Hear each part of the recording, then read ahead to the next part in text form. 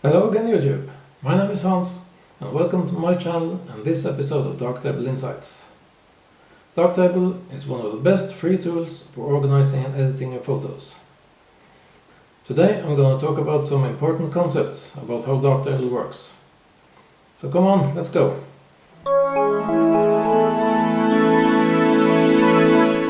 To make it short, Lighttable is where you get an overview of all your images and Darkroom is where you edit them.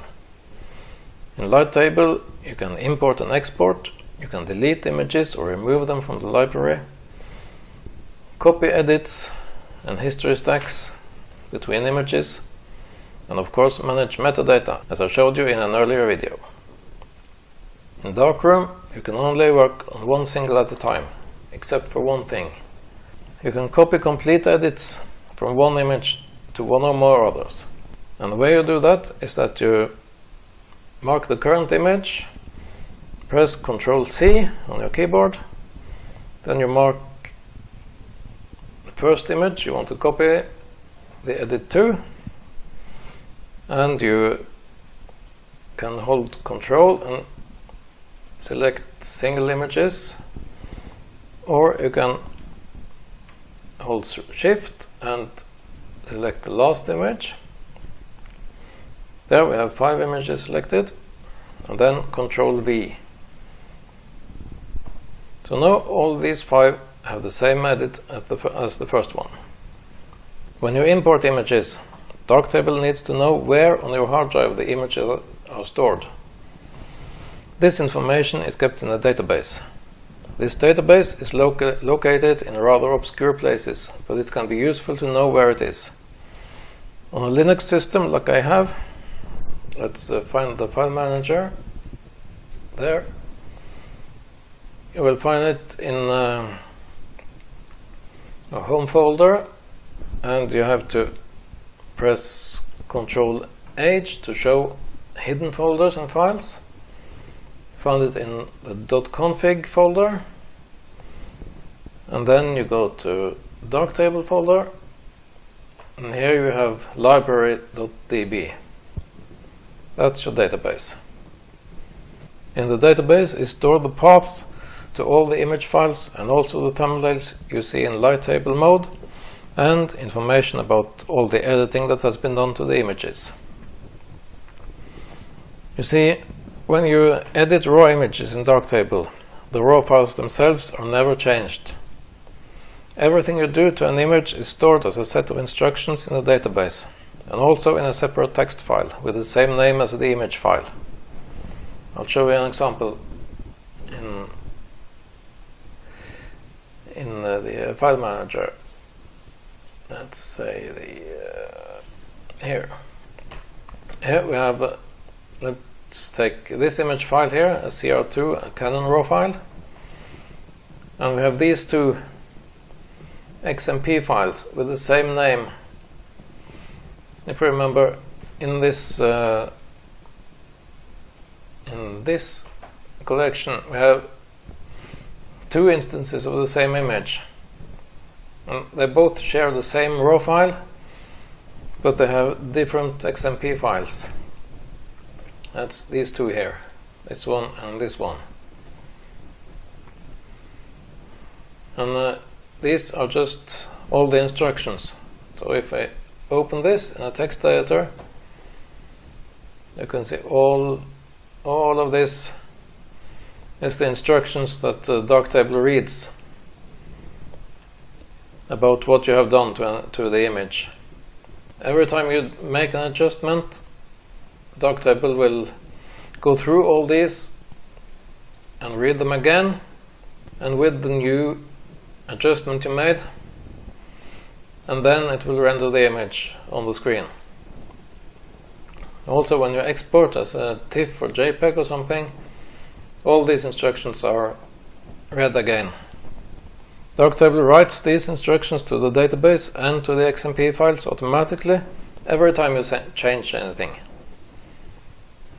So if I go into this image,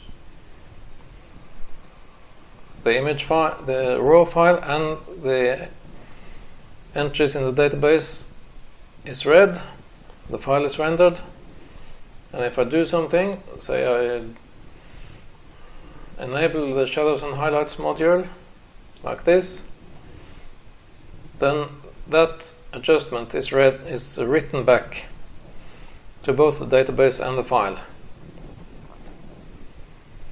So I don't have to hit save for anything.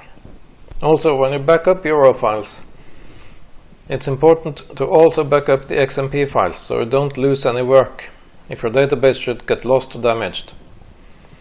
But of course the database should be backed up as well. Now let's take a look at the right side of the screen in Darkroom. You have perhaps noticed that all the modules on the right hand side here are laid out in a particular order that can't be changed. That's because this is the order in which the modules are calculated, starting at the bottom. So here in the favorites, white balance is the first that's calculated, then denoise, exposure, shadows and highlights, tone curve and color contrast. And to see the actual order of all your active modules, if you have some in the other groups, then you go to this button to see only the active modules, and then you can see everything that's done and the right order. Also, if you want to see the order of all available modules, not only the ones you have done something inside, but everything that's available, then you can click one more time on this one. Here we have a couple open ones, you can close them. And here you see all the modules that you have available and the order they're executed. And a good practice, if we go back to the favorites that we used most, a good practice is to, when you edit an image, to start at the bottom. Because then whatever you do is done on top of the previous adjustment. Instead of if you start at the top with color contrast, say, do something to it, and if you then go down, adjust the exposure,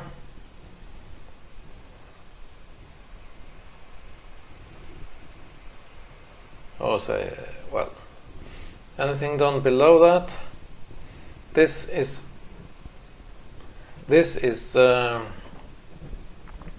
affecting what you did, so you might get a wrong result.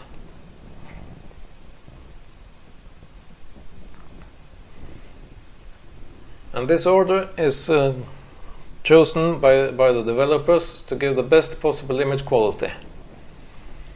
The different modules also work in one of two fixed color spaces, either RGB color space or LIB. This is also to maintain the best possible image quality.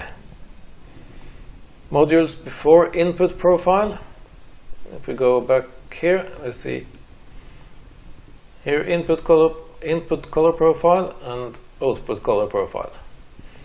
The ones below input color profile work in RGB, and the ones between input color profile and output color profile work in LIB. And any modules that will appear after output color profile will also work in RGB. I won't go into the science of color spaces here, but I'll put a link to a Google search in the description for those interested. That's all for today. Next week I'll probably have a vlog episode about a recent trip that I was quite excited about. If you like this channel, then hit that subscribe button so you never miss an episode. I'd also be very happy if you check out my other outlets online. All links are in the description. And if there's anything special you want me to talk about Darktable, then please let me know in the comments. So see you next week. Bye!